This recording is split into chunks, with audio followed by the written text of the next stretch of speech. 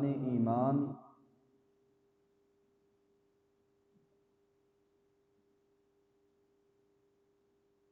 ان میں سے رسولوں پر ایمان کی بات چل رہی تھی۔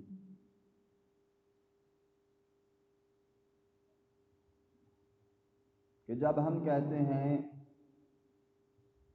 آمنت باللہ ورسولہ، ہم اللہ کے ساتھ بھی ایمان لاتے ہیں اور اس کے رسولوں پر بھی۔ رسولوں پر ایمان کا کیا مطلب ہے؟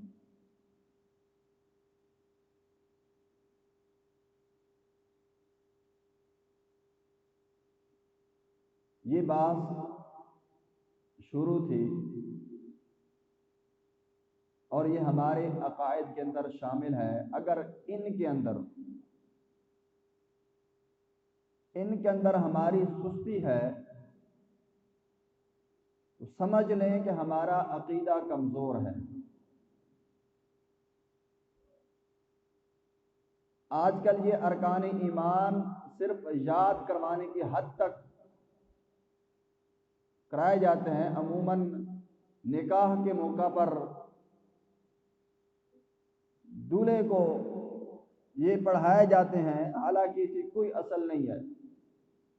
یہ یاد کروانے کے لیے نہیں آئے تھے، بلکہ ان پر عمل کرنا تھا، یہ اس لیے نازل ہوئے تھے۔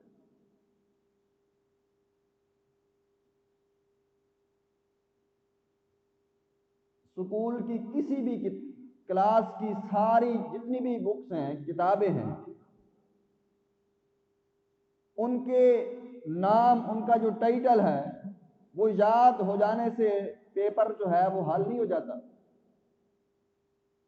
کیونکہ مجھے ساری کتابوں کے نام یاد ہیں، میرا امتحان ہے وہ میں اس سے پاس ہو جاؤں گا، یہ ممکن ہی نہیں ہے۔ جب تک ان بکس کو پورا یاد نہیں کرو گے اتنے تک امتحان پاس نہیں کر سکتے آپ۔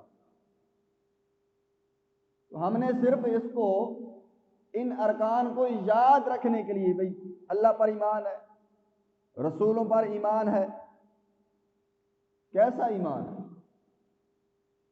اس کی طرف ہمیں غور کی ضرورت ہے کہ ہمارا رسولوں پر ایمان کیسا ہے۔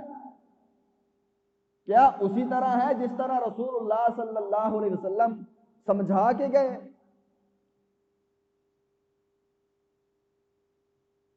یقیناً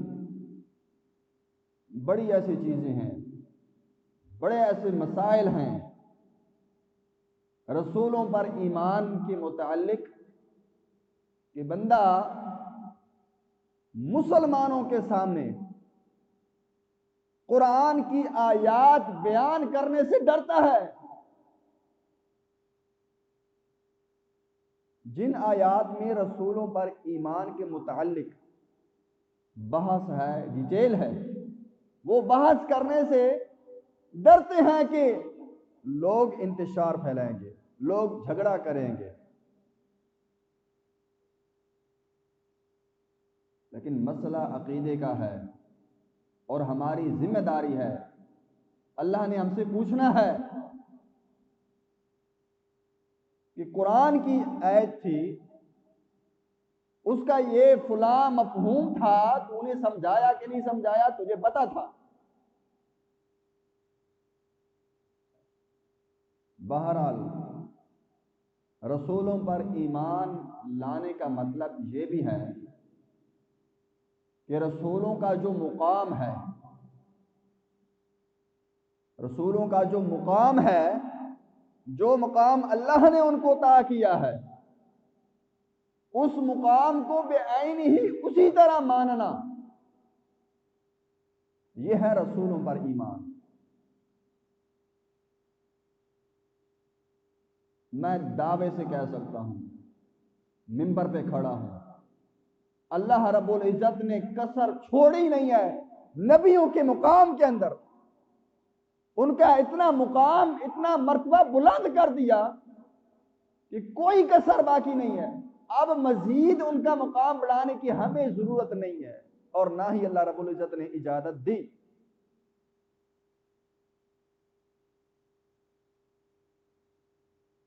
مسلمانوں کو چاہیے کہ جتنا اللہ رب العزت نے رسولوں پر ایمان لانے کا حکم جاری کیا ہے، کم از کم اتنا پہلے مانیں، اتنا ایمان لے کر آئیں۔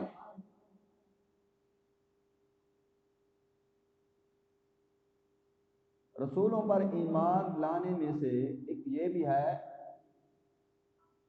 کہ انبیاء جتنے بھی تھے، جتنے بھی انبیاء تھے، اللہ رب العزت نے کچھ علوم ان کو عطا کیے، کچھ خبریں عطا کی، کچھ علم عطا کیا جو عام انسانوں کو ان چیزوں کا علم نہیں تھا۔ اتنے تک ہم سب ٹھیک ہیں، ہر شخص یہی مانتا ہے، اور رسول اکرم صلی اللہ علیہ وسلم کی حدیث ہے کہ واللہ یعطی وانا القاسم، اللہ عطا کرنے والے ہیں اور میں تقسیم کرنے والا ہوں۔ اس حدیث کو ذہن کے اندر رکھنا ہے۔ اس حدیث پر اس کا مفہوم سمجھنے میں ہم سے غلطی ہوئی۔ اس کا جو مطلب تھا، جو خود رسول اللہ صلی اللہ علیہ وسلم سمجھا گئے، ہم اس کی طرف نہیں گئے۔ ہم نے واللہ یعطی، اللہ عطا کرنے والا ہے، اب کیا عطا کرنے والا ہے یہ بھی ہم نے اللہ سے پوچھنا تھا نا، یہ ہم نے قرآن میں دیکھنا تھا، حدیث میں دیکھنا تھا کہ اللہ تعالیٰ فرما رہے ہیں کہ میں عطا کرنے والا ہوں۔ کیا عطا کرنے والا ہے؟ اگر یہاں پہ بات بس ہو جاتی، چپ ہو جاتی، تو پھر ہم اپنے کوئی آئی ڈی لگاتے۔ جب اس کی وضاحت مل جائے ہمیں، اللہ رب العزت کا جو کلام ہے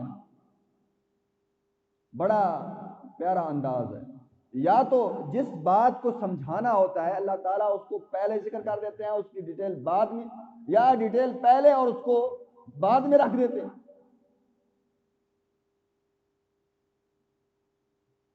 اللہ رب العزت نے جب یہ رسول اللہ صلی اللہ علیہ وسلم کو حکم دیا، یا رسول اللہ صلی اللہ علیہ وسلم نے جب یہ حدیث بیان کی واللہ یعطی وانا القاسم، یہ حدیث ذکر کی، تو اس بات سے پہلے کہ اللہ عطا کرنے والے ہیں اور میں تقسیم کرنے والا ہوں، اس سے پہلے اللہ رب العزت نے علم کو صلح حدیبیہ،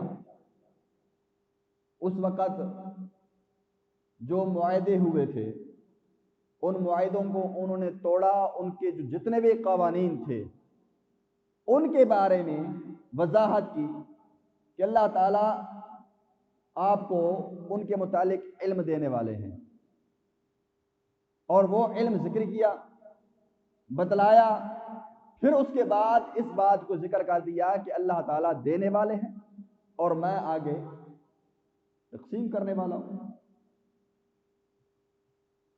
اس پر عقیدہ کیا بنایا جاتا ہے کہ رسول اللہ صلی اللہ علیہ وسلم کو ما کانا و ما یکونوں کا علم دے دیا گیا، کہ اللہ رب العزت نے یک مشت سارے کا سارا علم دے دیا، اب رسول اللہ صلی اللہ علیہ وسلم جب چاہیں اس میں سے جتنا چاہیں لے لیں، جتنا چاہیں رکھ لیں۔ یہ عقیدہ ہمارے مسلمانوں کو سمجھایا جاتا ہے جو صراحتاً صریحاً رسول اللہ صلی اللہ علیہ وسلم کی تعلیمات کے بالکل اپوزٹ ہے، مخالف ہے۔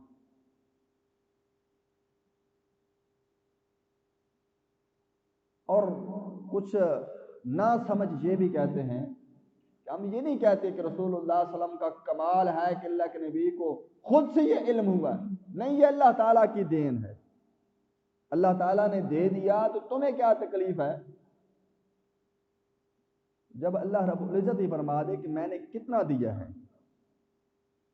کیا سارا علم دے دیا یا کچھ علم دیا؟ یہ قرآن فیصلہ کرے گا۔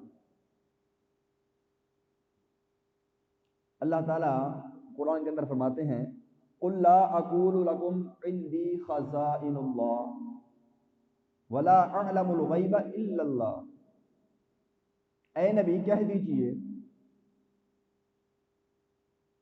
لا اقول لکم، میں یہ نہیں کہتا عندی خزائن اللہ کہ میرے پاس اللہ تعالیٰ کے سارے خزانے موجود ہیں۔ یہ اللہ تعالیٰ کا حکم ہے اور اللہ تعالیٰ رسول اللہ صلی اللہ علیہ وسلم سے کہلوا رہے ہیں کہ اپنی امت سے یہ کہہ دیں لا اقول لکم عندی خزائن اللہ، میں ہرگز بھی یہ نہیں کہتا کہ میرے پاس سارے کے سارے خزانے ہیں، سارے کے سارے خزانے میں بالکل نہیں کہتا۔ ولا اعلم الغیب، اور میں یہ بھی نہیں کہتا کہ میرے پاس غیب کا سارا علم ہے، الا اللہ، صرف اللہ کے پاس ہے۔ اب دیکھو کتنی واضح بات۔ اب اگر ہم یہ مان بھی لیں، یعنی کہ جو ایسا عقیدہ نہیں رکھتے، اگر یہی بات مان جائے کہ سارے کا سارا علم جو ہے ما کانا و ما یکون، یعنی دنیا و آخرت کا جتنا بھی علم ہے ٹوٹل کا ٹوٹل وہ سارا اللہ کے پاس ہے، کچھ اس میں سے اللہ تعالیٰ نے رسول اللہ صلی اللہ علیہ وسلم کو عطا کیا ہر موقع پر، وقتاً بوقتاً علم دیتے گئے، جو ضرورت تھا، جو سمجھانا تھا، جو دینا تھا دیتے گئے۔ اب یہ عقیدہ بنا لیا جائے تو اس میں حرج کیا ہے؟ اگر ہم کہیں کہ نہیں جتنا اللہ کا علم ہے اتنا ہی رسول اللہ صلی اللہ علیہ وسلم کا ہے، تو یہ عقیدہ بنانے کی ضرورت کیا تھی؟ یہ اللہ تعالیٰ کے احکامات، اللہ کی آیات کی نافرمانی کرنے کی کیا ضرورت تھی؟ ہمیں کیا ملتا ہے؟ ہمیں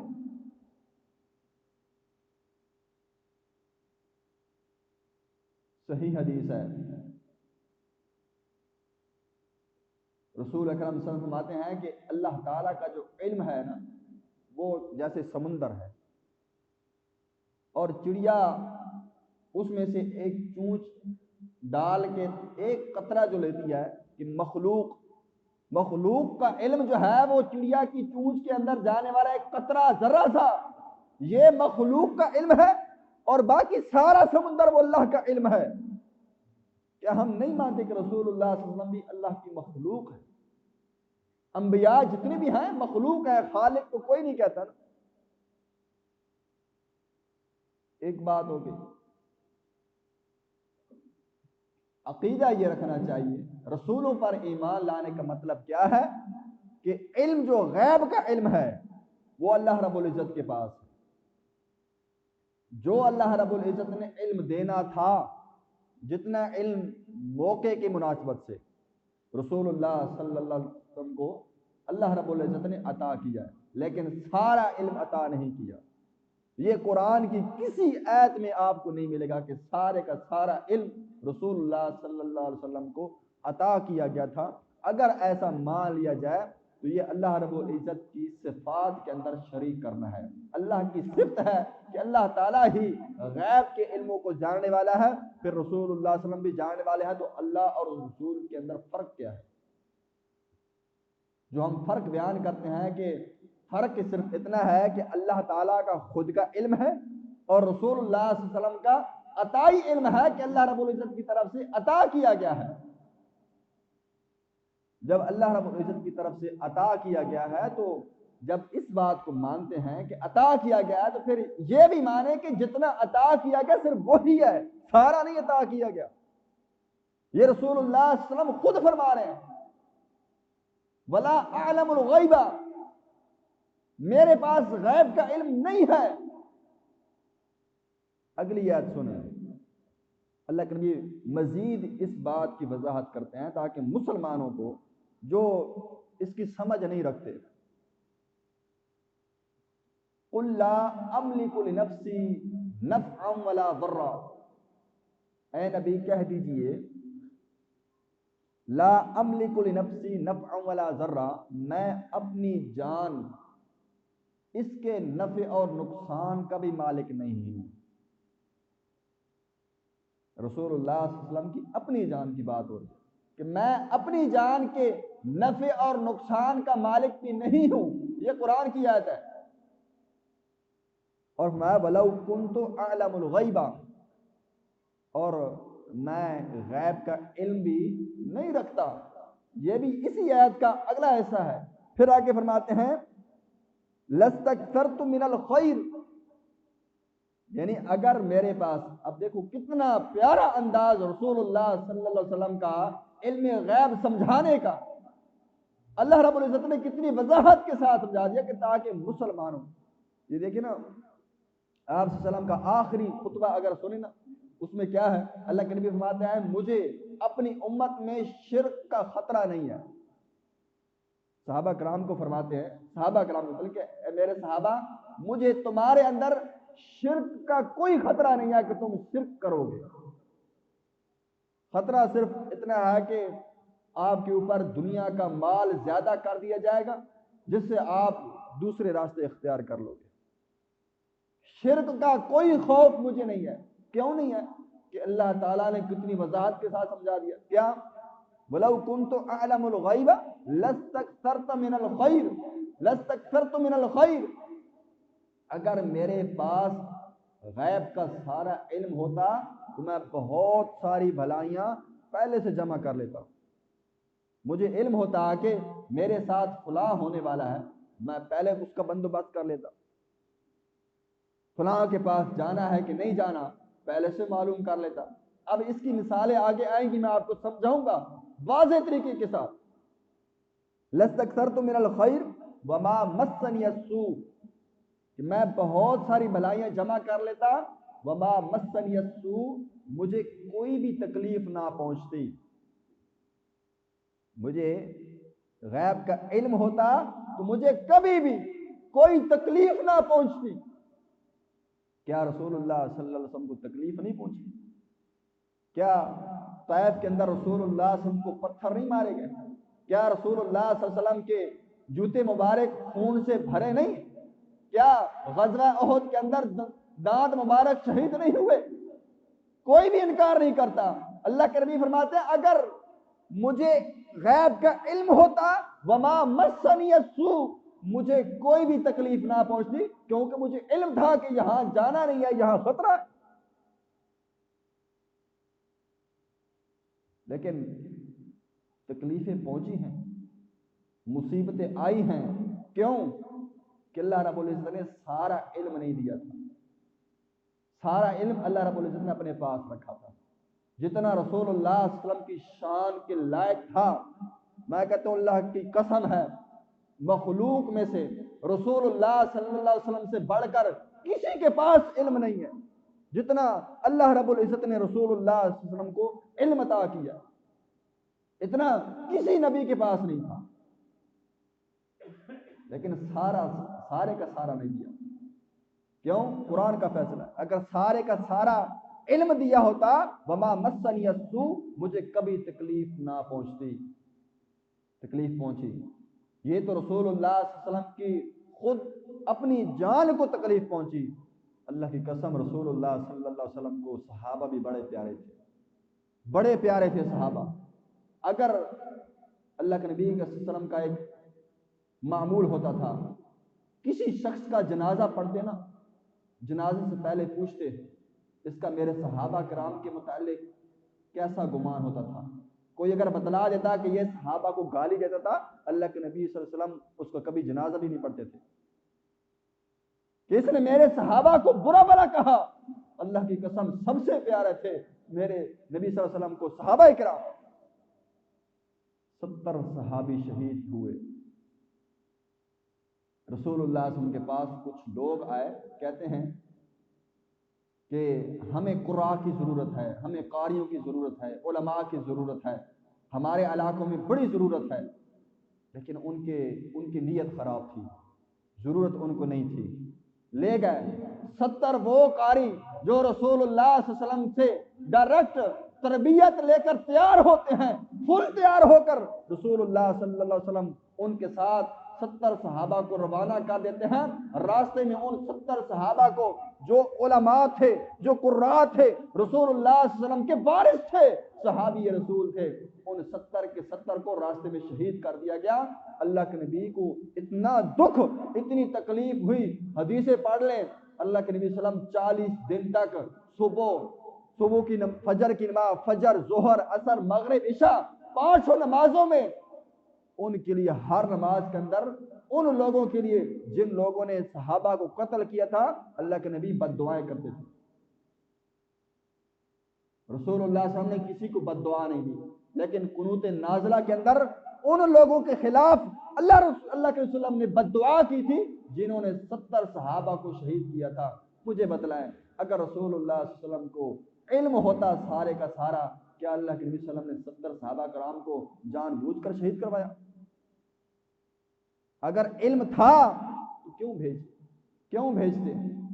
ایک اور حدیث بیان کر کے اپنی بات کو ختم کرتا ہوں، وقت بھی ہو گیا ہے، لیکن چاہت یہ تھی کہ عقیدہ رسولوں پر ایمان ہمیں سمجھ آ جائے کہ رسولوں پر ایمان لانے کا مطلب کیا ہے۔